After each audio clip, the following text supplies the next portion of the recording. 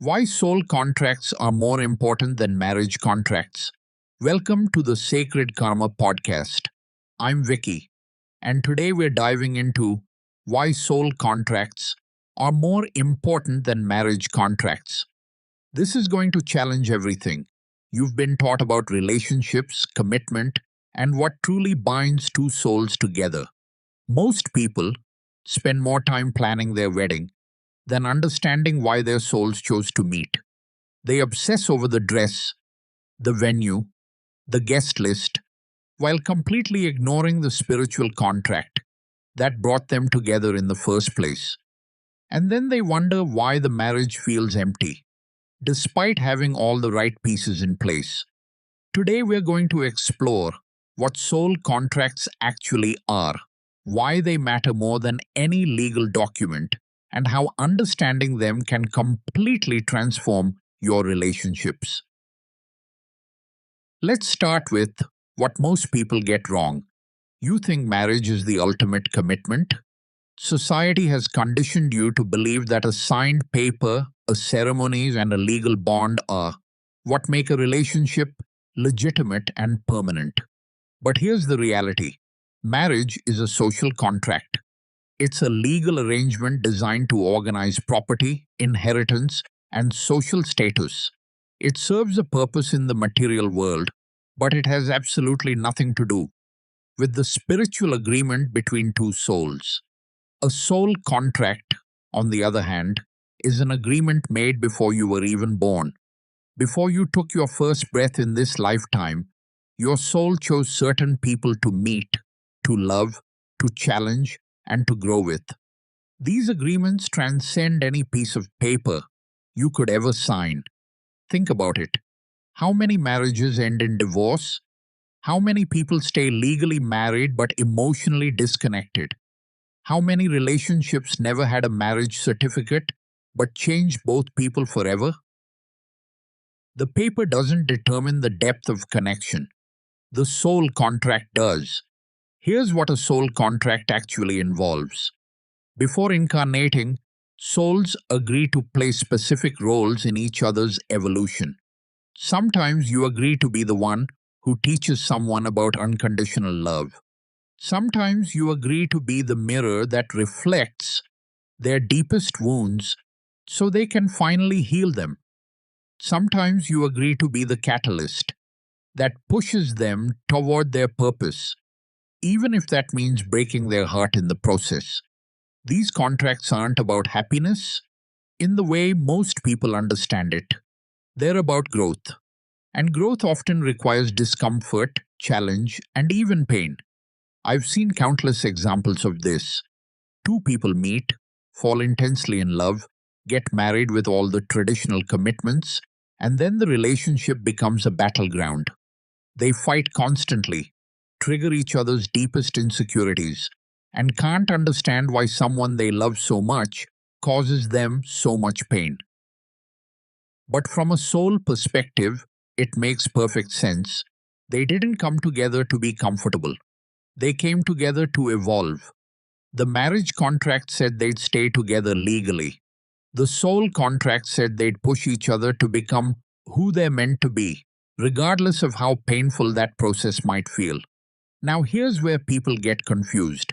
They think if a relationship is difficult, it must be wrong.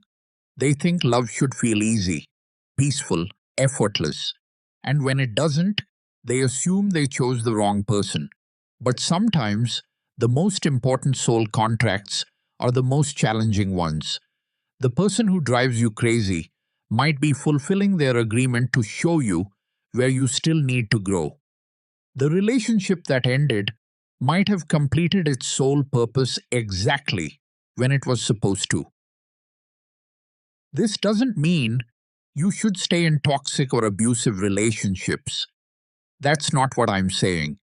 What I'm saying is that you need to understand the difference between a relationship that's challenging you to grow and a relationship that's genuinely harmful.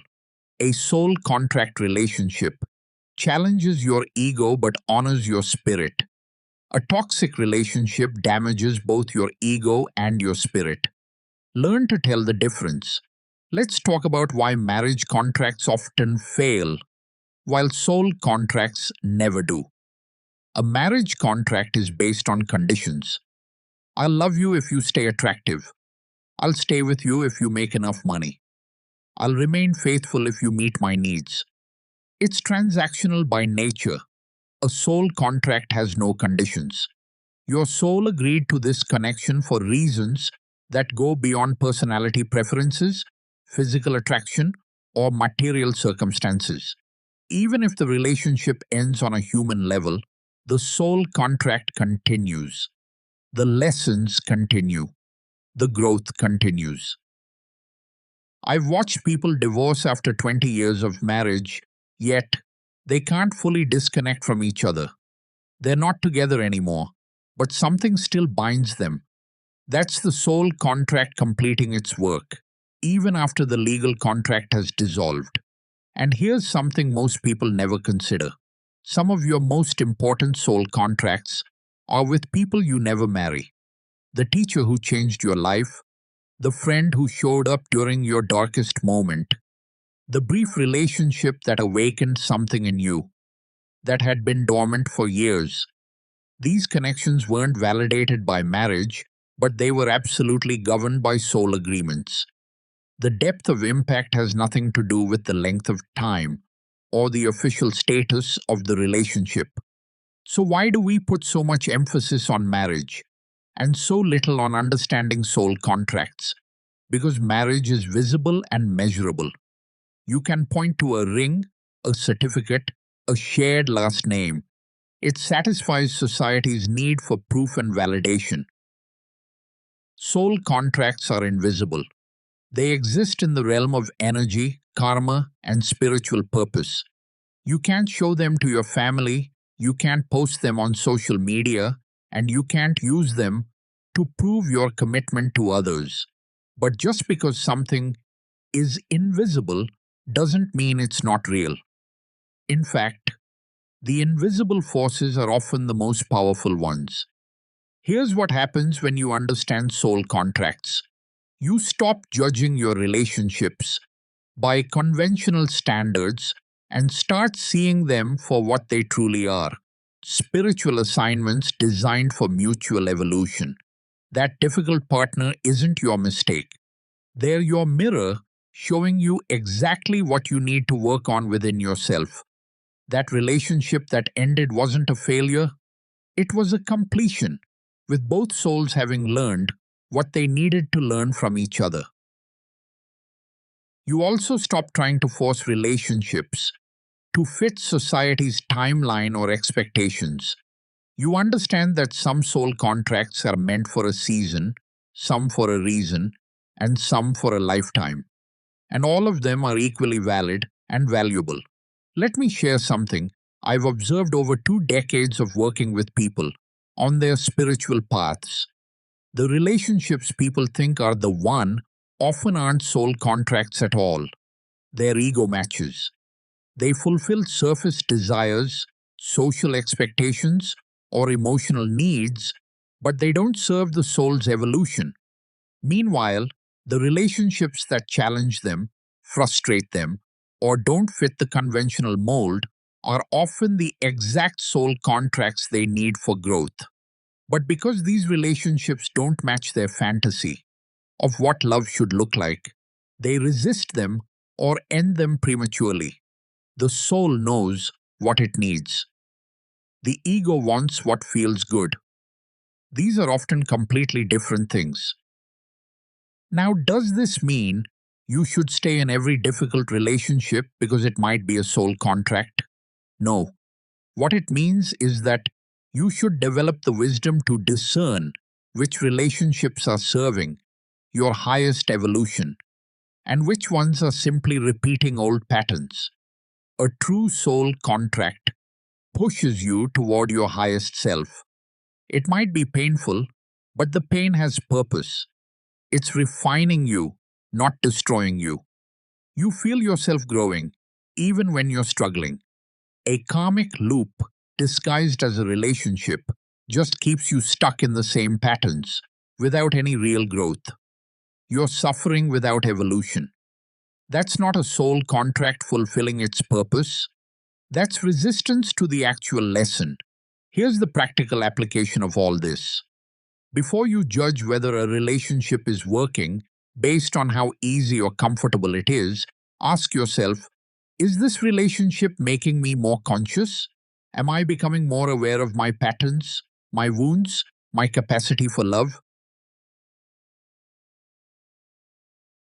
If yes, then the soul contract is active and working, regardless of whether the relationship continues or ends. If no, then you might be avoiding the real work the relationship is asking you to do. And here's something that will shift your entire perspective on commitment. True commitment isn't about staying together no matter what. True commitment is about honoring the soul contract, which sometimes means recognizing when it's complete and having the courage to release each other. I've seen soul contracts that were meant to last 6 months teach more than marriages that lasted 30 years. I've seen divorces that were more spiritually aligned than the decision to stay married. Duration doesn't equal depth. Legal bonds don't equal soul bonds. What matters is whether you're honoring the agreement your soul made. Are you showing up authentically? Are you doing the work? Are you allowing the relationship to transform you into who you're meant to become? Let's address the uncomfortable truth about marriage that nobody wants to talk about. Many people get married to avoid loneliness, to please their families, to meet social expectations, or because they're scared of being alone. These motivations have nothing to do with soul contracts.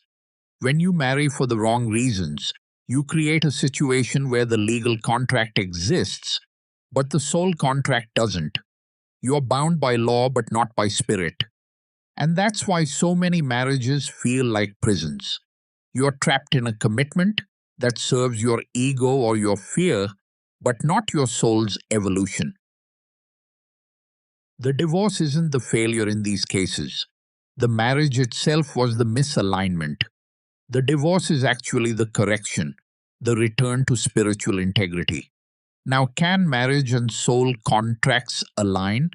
Absolutely. When two people marry because they recognize the soul agreement between them, when they commit not just to staying together but to supporting each other's evolution, then marriage becomes a sacred container for spiritual work. But this requires consciousness. It requires both people to understand that they're not just partners in life logistics, they're spiritual allies in each other's awakening. Most marriages never reach this level of awareness. People are too busy maintaining the image of a good marriage to do the real work of honoring their soul contract. Here's what honoring a soul contract actually looks like. It means being willing to have the hard conversations. It means facing the parts of yourself that your partner reflects back to you, even when it's painful. It means supporting their growth, even when it takes them away from you, because you understand that the soul's evolution is more important than your ego's comfort. It means recognizing that you don't own each other. You're not possessions to be held or controlled. You're sovereign souls who chose to walk together for a portion of your journey, and that choice deserves to be honored with consciousness and grace. And sometimes, honoring the soul contract means releasing each other when the contract is complete. Not because you failed, not because love wasn't real, but because the agreement was fulfilled, and it's time for both souls to move to the next phase of their evolution. This is the wisdom most people never develop because they're too attached to the fairy tale version of forever. But the soul doesn't work in fairy tales. It works in truth, growth, and evolution. So here's what I want you to take from this. Stop measuring your relationships by whether they lead to marriage or last forever. Start asking whether they're serving your soul's evolution. Stop judging endings as failures.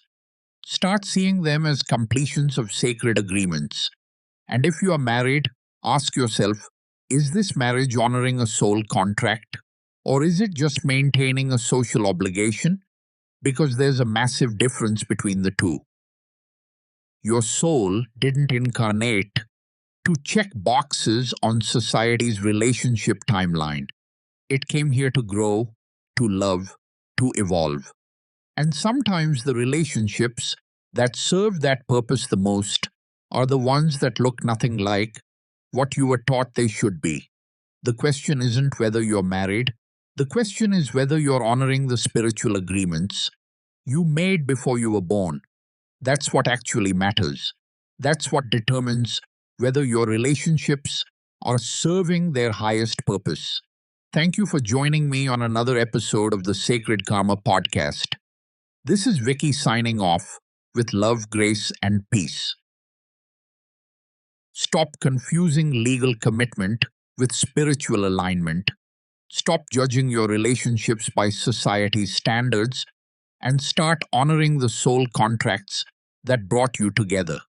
And remember, some of the most important relationships in your life will never result in marriage, and some marriages will never honor the soul contract beneath them. Until next time, honor your soul agreements, trust the timing of completion, and understand that real commitment transcends any piece of paper you could ever sign.